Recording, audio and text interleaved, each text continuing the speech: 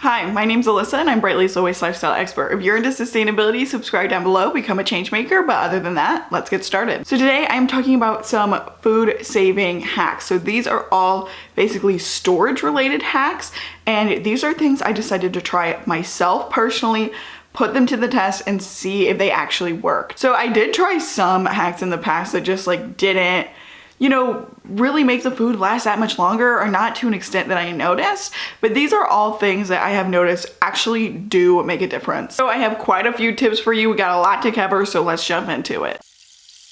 First up is strawberries, but also all berries in general. So really for me, unless I'm buying them at the farmer's market, all of my berries, a lot of my fruits, things like strawberries, raspberries, blackberries, they all come in those plastic clamshells. And so what I always did is I would just keep them in those clamshells, and then I would wash them in the clamshells, and then I would just throw it in my fridge, just like that. I mean, I think a lot of people do that. And I always thought berries were just something that went bad quickly. I mean, that's just how they are. They're berries, they're perishable items. And then I saw this TikTok hack that said that you should be putting them in a glass jar. And this girl put them actually in a mason jar, and she said they last up to 3 weeks, which strawberries lasting for 3 weeks in my house, how?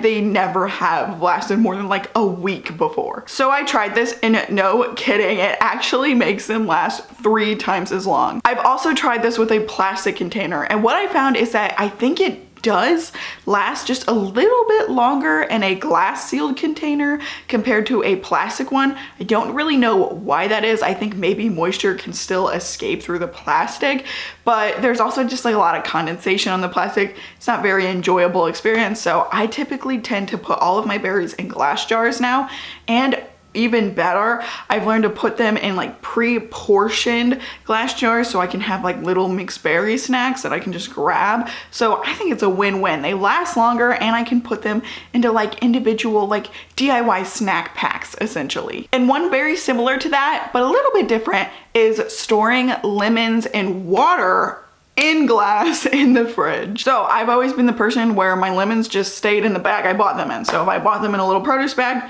I just twist it up, throw it in there, done. I mean, that was the extent of storing my lemons. This trick also works the same with limes. I'm just using lemons as the example here. But lemons love moisture, and those little pores on those peels make it very easy for that moisture to escape.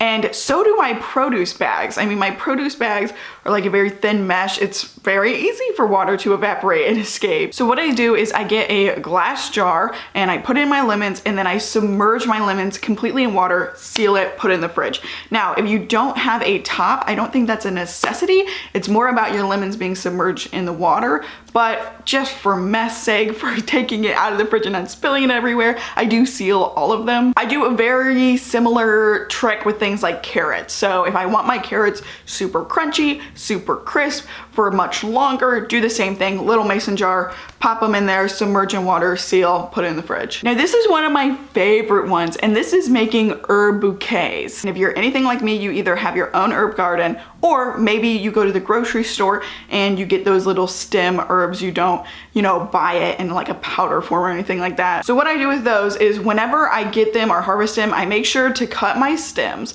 and then I put them in a jar of water and let them sit basically like a little flower bouquet in my fridge, and it's really, really cute. Now there is a lot of greens you do this with. I just most typically have herbs going on in my fridge with that. But the trick about this to actually keep them lasting a lot longer is don't let all the leaves and stuff get into the water. So make sure it's just stems in the water. Prune everything else, and make sure you are consistently switching out the water. And this goes kind of for everything.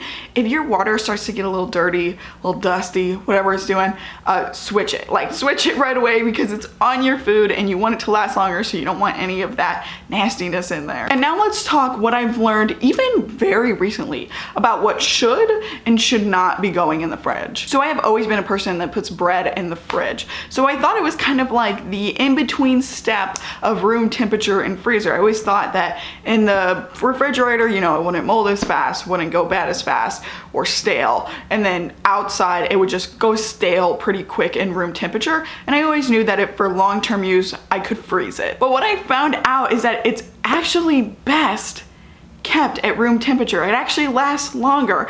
And at first I didn't believe it because I was always taught to put my bread in the fridge. And then I tried it and I was like, oh, it did actually work. I like measured how long each one took, you know, before I started, you know, feel like it was going bad or it was kind of getting stale or kind of getting hard. And I am surprised to say that I don't do that anymore. It's very strange. I thought the fridge made it last much longer and it does not. Another one to not store in the fridge, tomatoes. I think this one is so commonly put in the fridge because typically whenever I'm personally eating a meal with sliced tomatoes, it's typically a cold meal. So in my head, I think I want the tomato to be cold from the fridge. I'm still kind of like that sometimes. So what I tend to do is I do store them outside of the fridge in room temperature. That is the best way to keep the flavor. You know, it's not gonna go bad so quick. It gets mushy really quick in the fridge. What I do is that I know I'm gonna use the tomato that day in advance. In the morning, I will pop it in the fridge, or the night before, I will pop it in the fridge, and it's not gonna go bad, you know, in just a couple of hours. But yeah, I do not put tomatoes in the fridge anymore. Same thing with bananas. Now, I didn't know a lot of people put bananas in the fridge until recently.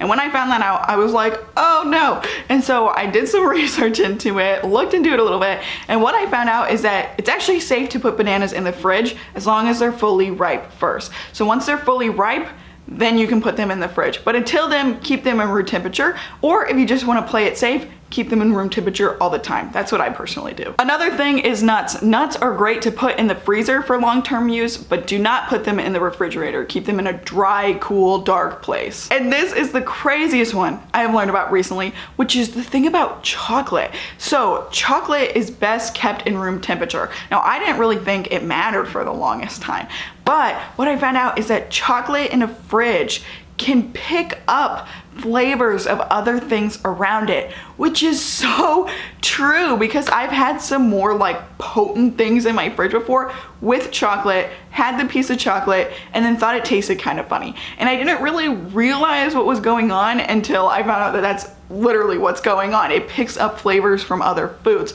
So I keep it away from other items or just potent items, and I keep it in room temperature. Now, things that should be stored in the fridge. This one surprised me, but avocados, hear me out. So it's not like you just go, you grab your avocados from the store and you shove them all in the fridge. So what I have found is that ripened avocados last a little bit longer if they're put into the fridge once they're ripe. So kind of the same deal with bananas. 2, this one has been life-changing to me, and it is open jars of peanut butter.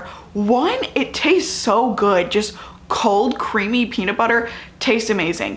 And 2, it lasts longer if you put it in the fridge rather than keeping it in room temperature once it's open. And last but not least, apples and oranges. I always be sure to put those in the fridge. Well, that is all I have for you for this video. I hope you liked it. I hope you learned something new. If you did enjoy it, drop us a like down below and subscribe to this channel. And if you're looking for some great, amazing food storage products like food huggers, beeswax wraps, things of that sort, then you're gonna wanna know about the Brightly shop. So I will link down below when our Brightly September drop is launching, which is on September 6th, and you're only able to shop from September 6th through September 12th. And there are some great perks for shopping with us. So stay tuned for more Brightly shop spoilers, and other than that, I'll see you next time.